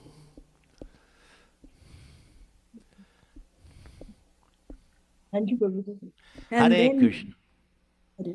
and then I have another question that when Gopi asked about the three classes of men, so when Krishna says that even those without a tinge of loving affairs are better than these merchants, so actually I was thinking that how is this statement valid when we think that those who are reciprocating are much better than those who are not even reciprocating? Well, I think the context is this. The perspective is what is, what does Krishna consider to be the better sentiment or the cleaner? The concept, of course, is love. So he gave the example of the parents, right? That no matter even the child doesn't reciprocate, still the parents, do their duty and love the child. You remember reading that. So Krishna said, that's nice. That's very, very good. So if the question is, well, then those who don't have any loving sentiments whatsoever, why are they better than those? So it would seem to me, and I think it was even mentioned, that it's more honest in that sense. Whereas loving God in expectation of material benefits, right, is not really love. He considers it business. That's from Krishna's perspective. So to me, it's an understanding of what's more honest, like that. That's how I would understand it. You have something to say, Srinam Radha? It looks like you have something to chime in there. No, I'm just mesmerized looking at your live, Gurudev. It's been a time. So Funny. No, really. It's so nectarian to hear you. Well, you got me fired up. Thank you, Gurudev. I see very nice. I see Varsha, Hari Bol, Jai, and I also see, where did she go? I see somebody. Where's Lavina? Oh, there, Davina, that's it. Now I see you. I saw Lavina, now I saw Davina. Yes. Hari Bol, Jai. Hari Bol, Prabhuji. Hari Bol, Jai. Prabhu. Hari Bol. All right. What else do we have? Vivansh? Right before Radharani left the Dasa dance, did she feel jealous of the other gopis who were dancing with Krishna? I don't think she felt jealous. I think she felt like I'm not getting special attention. Because all the gopis are friends. So I don't think it's more the aspect of, yeah, we're all gopis, but I should be getting special attention. That's how I would take it. She wanted special attention so that she can feel superior to the others, if you want to see it from a mundane perspective. Of course, this is all on the transcendental platform. So, yes, you must have had the chapter when Radharani returns. The gopis were jealous of Radha. Not that Radha was jealous of the gopis. The other gopis were jealous of Radha because they all saw that Krishna went with this other gopi, Radharani. And they all considered, oh, she must be better worshiping Krishna than us. Otherwise, why? And that's where she gets her name, Radha, the one who worships Krishna the best. That's the meaning. But then when they all met up on the bank of the Yamuna, it was mentioned, Prabhupada mentioned, at first the gopis had a little feeling of jealousy or resentment, But when they heard that Krishna also left Radha, they said, okay, you're one of us again. Come on, let's go. So even there is jealousy or envy, if it's on the transcendental platform in relationship to Krishna, it loses its any bad context. Things are good and bad only on the material platform. On the spiritual platform, there is no such thing as good or bad. There's good, gooder, goodest, best, better. You know, it's different. It's absolute. And that's also important to understand, because sometimes the question is raised, well, if I go back to Godhead and I'm only a flower or a lump of grass, oh, then I'm not going to be as happy as the Gopīs, right? I'm just a blade of grass in Vrindavan. No, it's not like that. We're thinking materially.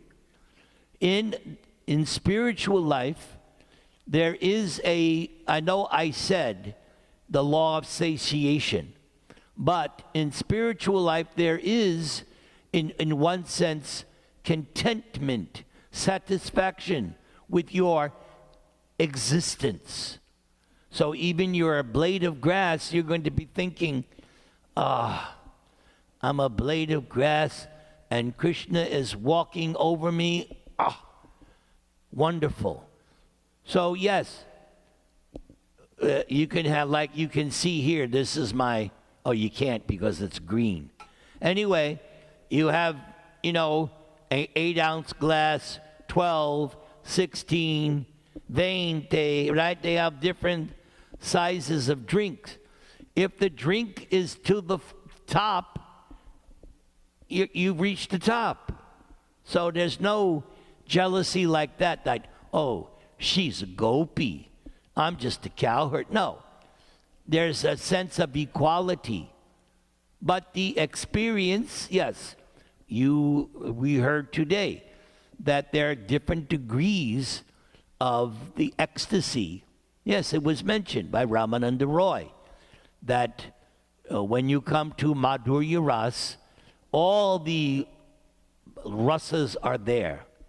So if you're in Shanta Ras, you're satisfied, you're peaceful. But if you achieve Dasya Ras, something is added. And if you go to Sakya Ras, another thing is added.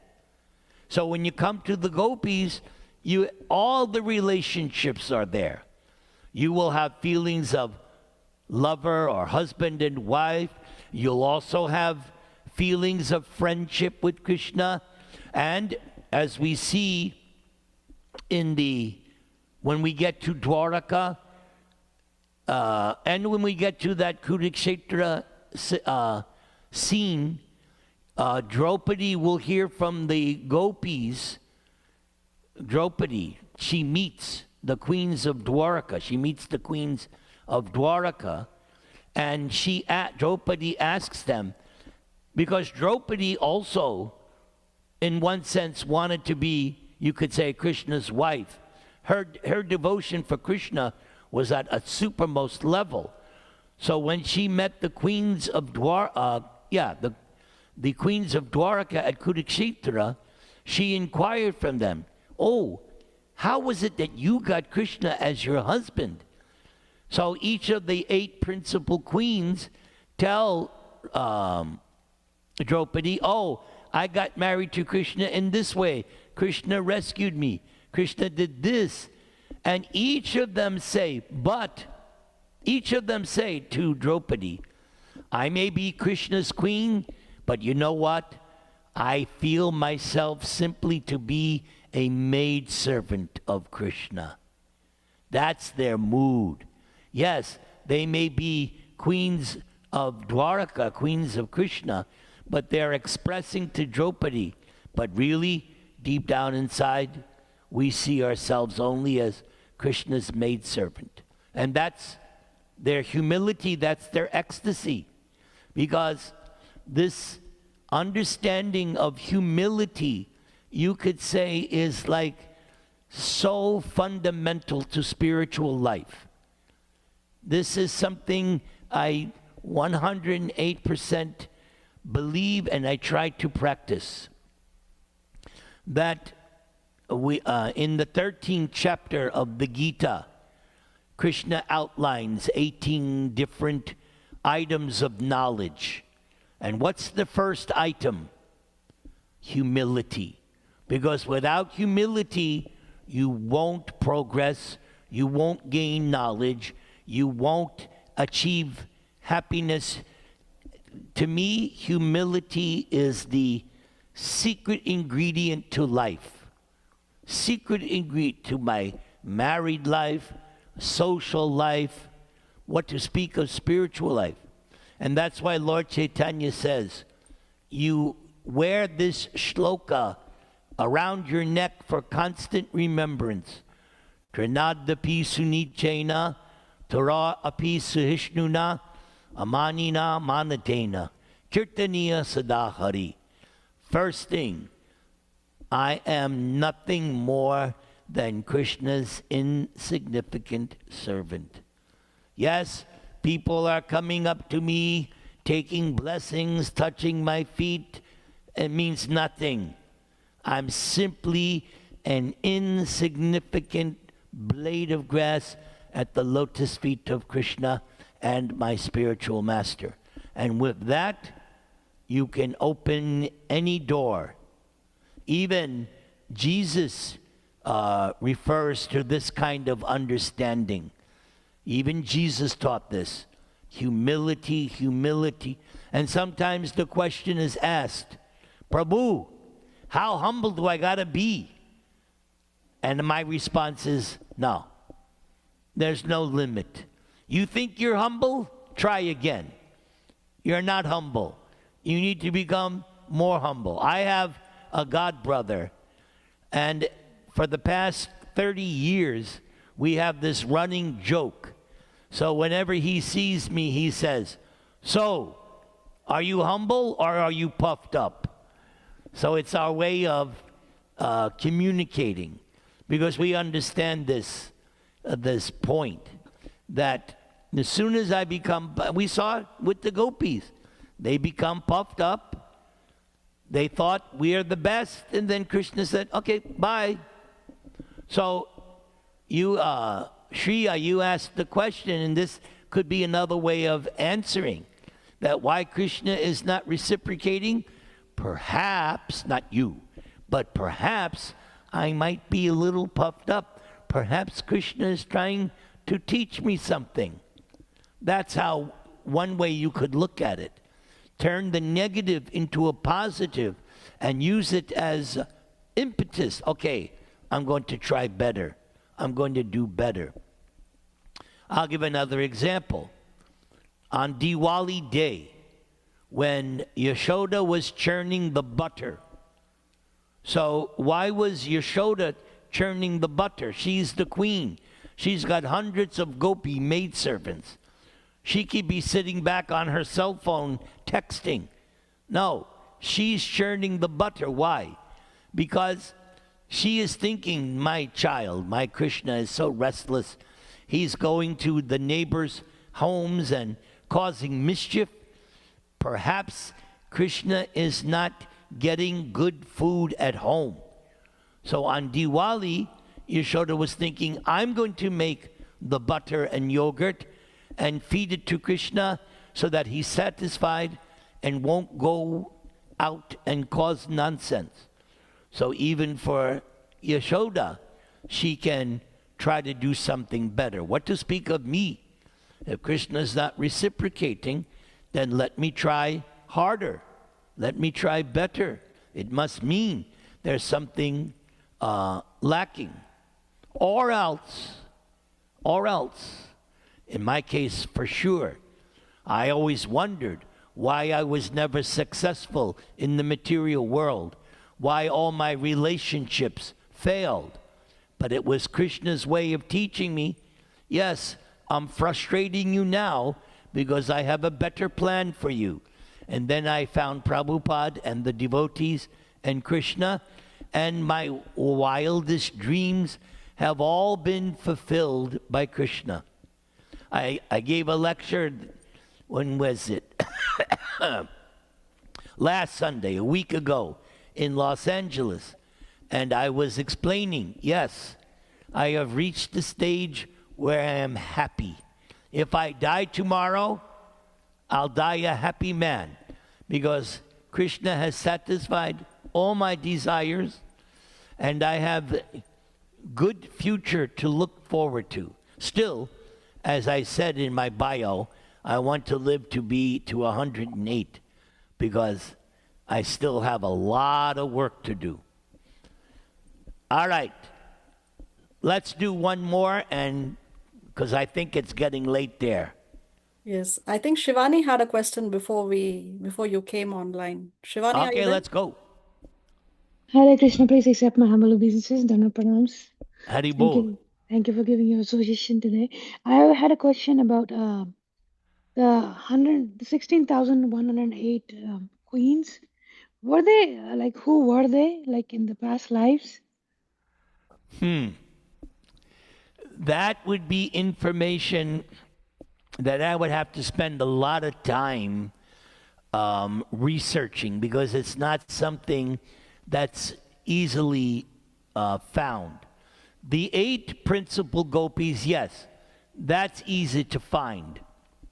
But the others, I'm not aware. There could be a shastra, but the 8 principal, that's available. Off the top of my head, I don't know, but I'll send the information to your leader, Srinam Radha, and she can, unless you already know the 8 principal. Do you know the 8 principal? I think one of them was goddess Lakshmi and different ones. I only know Okay, one but of we're them. talking about the gopis, so Yeah, their I don't know. names are going to be Sudevi, and these are Vishaka, Lalita, of course, are 2 of them. These are different than Lakshmi's. These are the higher expressions of Lakshmi, because we have learned from this chapter, and we learned from the teachings of Lord Chaitanya. So Krishna expands as Balaram, and then Balaram expands, and we have all the different Vishnu avatars, and right, but it starts with Krishna. So in the same way, Radharani is the origin of all the Shaktis. So Radharani expands as the gopis expand as the queens of Dwaraka, and the queens of Dwaraka expand as Lakshmi Ji. This is all in the spiritual realm. But as far as the names of I could research the 8 principal gopis. Much more than that, that is not possible for me. Okay.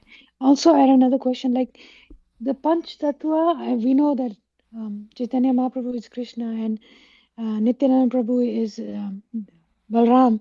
So who are the others? Okay, so Advaita Acharya is Mahavishnu. Srivas Thakur is my favorite, Narada Muni. And then Gadadhar is an expansion of Radharani. That's how it's explained by Prabhupada. Expansion of Radharani. I think in one place he says Gadadhar is Vrindavaneshwari. Well, that would seem to indicate Radharani. And there's not that I'm aware of, more detailed information, but that's what I understand. Thank you so much. Hare Krishna, Dana pranams. All right, everybody. Thank you for allowing me to speak today. You have made me all very happy, and I would like to give you all a blessing. So my blessing to you is as follows. May you remain more and more attached to hearing and chanting about Krishna, because that's the key. If you become attached to hearing and chanting, that means healthy spiritual life. When do you know that you're in trouble? Is when you lose your taste, when you lose your desire or interest. So I'm praying that you never lose your interest. And in fact, your taste increases and increases and increases. And the example is given by Rupa Goswami that if you have jaundice, you cannot taste anything sweet. But sweet sugarcane juice, sugarcane juice is the cure. But the sugarcane juice is bitter for the person in jaundice. But the sugarcane juice is the cure. So you have to forcibly take it. But as you take it, the next time it's less bitter. The next time less, until when you're cured, give me that sugar. Give me more. Gulab Jamun, Rasgulla. Yes, I can't get enough. So we have a disease like jaundice called ignorance or material interest and attachment. So as you become Krishna conscious, your interest and attachment for material things, you should notice, are sliding down. You're not so much interested in this material nonsense. And your interest in spiritual life grows and grows. And so when are you liberated? When you have no more interest in this material world and your only interest is Krishna, the Gopīs, Vrindavan, Dwaraka, Krishna, Krishna, Krishna. So I want all of you to achieve that. May Krishna bless. And my final instruction, never leave the association of my number one disciple, Sri Nam Radha. Stay in her association. She is my number one disciple. Nobody even comes close. Now don't get puffed up, Sri Nam Radha. Stay meek and humble. Because that has been the secret of your success. To this day, you're still meek and humble. So all of you, stay with her. You're in good hands. Krishna will take you. Hari Hari Bol. Hari Bol. Thank you, Prabhu. Hari Bol. Hari Bol, Prabhuji. Hari Bol. Thank you so much. Hare We missed Krishna. you. We are missing This, you. Jai, Hare I have to Krishna. say, this was better than I expected. Better than I expected. You guys are good. Very nice. All right. Thank you, Hari Prabhu. Bol, Hare Krishna. Hari Bol. Hare Hare Krishna. Thank you. Hare Krishna. Dhamma Hare pranam. Hare Krishna. Krishna, Prabhuji. Hari Thank you so Bol. much. Jai Thank Jai. you. Thank Hare you. Krishna. Thank you very much. Prabhuji. Yeah. Thank you, Srinam, for all Thank this. you. Thank you for joining, and I hope we can have Thank more sessions like you this very in the much. future. Thank you so much for all. Definitely. Yeah. Thank you. Mataji. All right. See you all next week. Till then, have a nice week in Krishna consciousness. Hare Krishna, Hare Bol. Hare Krishna. Dhamma Hare pranam. Krishna. Hare Krishna. Hare Krishna. Hare Krishna.